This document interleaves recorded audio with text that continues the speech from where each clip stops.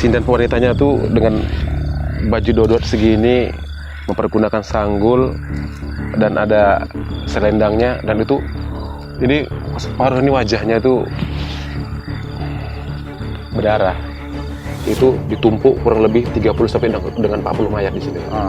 Itulah langsung dia sampai orangnya dekat lubang langsung dipenggal dia. Itu menurut orang tua kita tadi ceritakan. Makanya kita bisa cerita gini. Kalau yang di sana dia beda lagi karena dia kan udah berbentuk lubang dia di sana. Bagian tengkuk bagian belakang sini langsung diambil, dibantai ya. Habis itu baru dicampakkan ke dalam lubang tadi. Assalamualaikum warahmatullahi wabarakatuh. Salam budaya, salam supranatural, salam astral. Alhamdulillah, suatu kesenangan buat kita dari tim Telisik Mistis bisa kembali hadir malam hari ini untuk menyambangi atau menyapa para sahabat Telisik Mistis dimanapun kalian berada. Tentunya sembari kita menyapa kalian semua, tentunya dengan iringan doa kita panjatkan kepada Allah, semoga kalian semua dalam keadaan yang terbaik, selalu diberi kesehatan dan dijauhkan dari pandemik COVID-19. Amin. Oke. Alhamdulillah malam hari ini kita telah sampai di Desa Teluk Bayur, Kelurahan Tunggurono, Kecamatan Binjai Timur. Jadi gini, ada pertanyaan sedikit lah nih ya kan. Kenapa? Mungkin istilahnya yang ditanyakan Sahabat Telisik Mistis juga.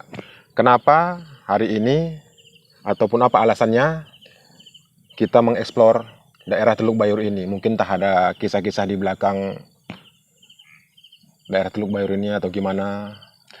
Jadi saya ingin sampaikan bahwasanya di samping Desa Teluk Bayur ini adalah merupakan daerah agraris atau daerah perkebunan dan pertanian. Tentunya pasti kalau sudah namanya daerah perkebunan pertanian pasti pemandangannya sangat natural dan juga sangat indah ya. Benar. Tetapi ada cerita kelam lah kalau bisa dibilang di balik itu.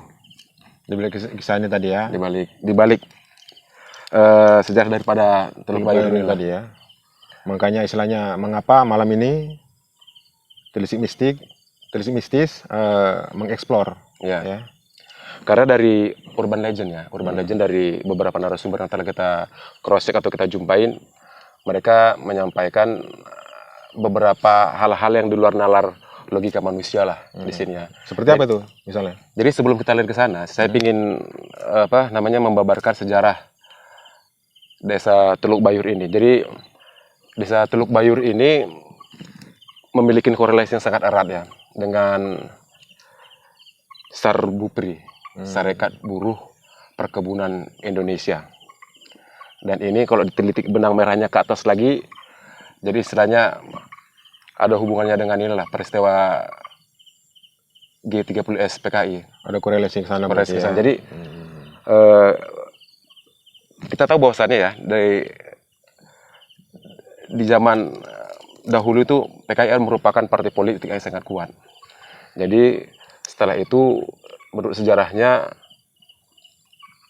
partai PKI itu membuat suatu sentral organisasi buruh seluruh Indonesia yang disingkat menjadi SOPSI. Dan SOPSI ini berdiri di tahun 1946 dan mereka mengadakan kongres yang pertama pada tanggal 16 sampai dengan 18 Mei di daerah Malang. Dan sebagai informasi juga bahwasannya di era itu SOPSI adalah merupakan organisasi buruh terkuat di Asia Tenggara. Karena memiliki jumlah anggota sampai kurang lebih daripada 3.277.036 anggota. Wow, dan mereka banyak juga cukup banyak. Dan mereka ini mengepalai sampai 165 cabang ya. Jadi sangat banyak. Jadi aku potong lah nih ya cerita tadi kan. Jadi hubungannya dengan tempat, mungkin istilahnya yang teman Telisik Mistis bertanya-tanya juga, mungkin apa itu hubungannya korelasinya dengan Teluk Bayur ini dengan SARBUPRI, SOPSI ataupun segala macamnya itu. Jadi itulah SOPSI ini kan Sarekat Buruh Perkebunan Indonesia ini kan tadi didirikan pada tahun 1950 ya. Dan untuk di Sumatera Utara sendiri itu kurang lebih beranggotakan 233.000 anggota. Jadi sewaktu pecahnya gerakan 30 September Ya. yang digerakkan oleh Partai Komunis Indonesia, jadi itu peristiwa kan terjadi di daerah apa ya, daerah Jawa, Jakarta ya, dengan penculikan apa namanya, penculikan Para jenderal 6 jenderal dan 1 jenderal 6 jenderal dan 1 perwira menengah, dan mereka bantai istilahnya gitu di daerah Makam Buaya ya. Dan pastinya nih, jadi PKI ini memiliki apa namanya, hidden agenda dengan membentuk SOPSI dan juga Sarbupri. Jadi ini SOPSI ini sangat luas. Jadi di bawah naungan itu, di bawah SOPSI itu ada Sarbupri, ada BTI Barisan Tani Indonesia, ada PR Pemuda Rakyat, atau dulu kok di zaman revolusi itu namanya tuh Pesindo, Pemuda Sosial Indonesia. Dan itu Gerwani. Jadi sewaktu terjadinya gerakan 30 September tahun 65 di daerah di Jakarta, itu merembet sampai itu kan apa ya, masif dan terkoordinasi dengan luar biasa rapi. Pemicunya berarti ibaratnya dari pusat dulu ya, makanya langsung ke daerah-daerah sampai ke daerah. Dan ini pernah terjadi daerah di Perusahaan Perkebunan Nasional Karet 9 di daerah ini, di daerah Bandar Betsi, Kecamatan Bandar Perhuluan, Kabupaten Simalungun. Dan itu banyak terjadi korban jiwa. Jadi salah satunya itulah Peltu Sujono. Peltu Sujono ini adalah merupakan seorang perwira sebagai pengawas keamanan di Perusahaan Perkebunan Nasional 9 ya. Jadi menjadi salah satu korban juga. Korban ya. Karena pada saat itu kan PKI memberikan propaganda apalah yang menyesatkan kepada itu tadi kepada SOPSI dan dari SOPSI, dan SOPSI ini di bawah naungan PKI dan juga petingginya. Salah satu petingginya itu adalah petinggi PKI, namanya Jono. Jono inilah yang membawahi SOPSI tadi ini. Jadi agenda-agenda yang telah disusun oleh PKI tadi itu SOPSI inilah yang menjalankannya. Dan sebagai info juga bahwasanya Pemuda Rakyat itu yang beranggotakan sampai dengan 3 juta di seluruh Indonesia tuh, ribuan anggotanya tuh dilatih secara militer. Berarti istilahnya dibentuk itu tadi, tapi istilahnya ada tujuan tersendiri, agenda tersendiri di apa tadi, di organisasi tersebut berarti ya, yang udah disusun oleh Partai Komunis Indonesia berarti. Jadi setelah terjadi peristiwa gerakan 30 September tersebut, sampai ke daerah, makanya pemerintah pusat melarang setiap pergerakan dan juga apapun itu organisasi yang berbau dengan Partai Komunis Indonesia ataupun underbau daripada PKI itu langsung dilarang. Dan pemerintah mengambil tindakan tegas untuk menangkap dan juga gimana bilangnya bahasanya ya, menindak tegas dan juga mengeksekusi lah kalau bisa dibilang. Jadi di Binjai dan juga Langkat ada beberapa titik lah. Salah satunya di daerah Teluk Bayur inilah. Binjai sini ya, Binjai Timur sini. Di daerah Teluk Bayur, dan di daerah Tanjung Jati itu ada namanya itu daerah Bendolole atau Sawah Mangkok.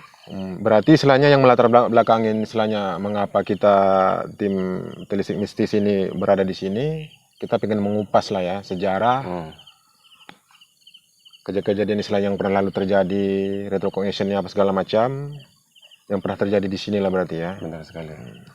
Jadi itulah mungkin yang menyebabkan kenapa banyak saksi-saksi hidup menyatakan bahwasannya di daerah, dalam tanda kutip, di daerah Teluk Bayur ini banyak terjadi penampakan atau apa yang di luar logika akal manusia. Karena biasanya kalau suatu tempat yang sudah memiliki sejarah kelam atau sejarah negatif, khususnya tempat eksekusi atau tempat pembantaian seperti itu, pasti vibrasi energi negatif sangat luar biasa kuat. Benar-benar. Seperti itu. Jadi untuk istilahnya menerangkan atau tentang sejarah penampakan, ya kan? Sahabat Telisik Mistis, karena tadi secara sejarah sudah kita udah kita ulas secara tipis-tipis. Bisa nggak dibilang agak lebih mendalam gitu? Bisa udah, karena udah agak mendetail gitu ya. Jadi untuk lebih lanjutnya kita akan panggil narasumber yang merupakan penduduk sekitar daripada desa Teluk Bayur ini. ada dengar orang menyanyikan lagu Teluk Bayur, karena di sini tempat tempat pembantaian lah. Ya mungkin ada yang korban mungkin ya. salah satu korban yang mungkin menyanyikan itu, jadi orang menyebutnya itu dia Teluk Jadi Bayur. dia masyarakat setempat mendengar, tapi istilahnya yang nyanyi nggak ada gitu. Nggak Bang, ya? ada. Nah, gitu. Ada yang maaf sebelumnya kepalanya hampir putus tapi nggak putus. Jadi cuman ini seperti terpotong lebar, meninggalkan luka yang sangat menganga gitu. Tapi kepala itu nggak jatuh, cuman macam tersangga sama dengan daging kecil aja di ujungnya tuh. Dan itu jenis kelaminnya perempuan.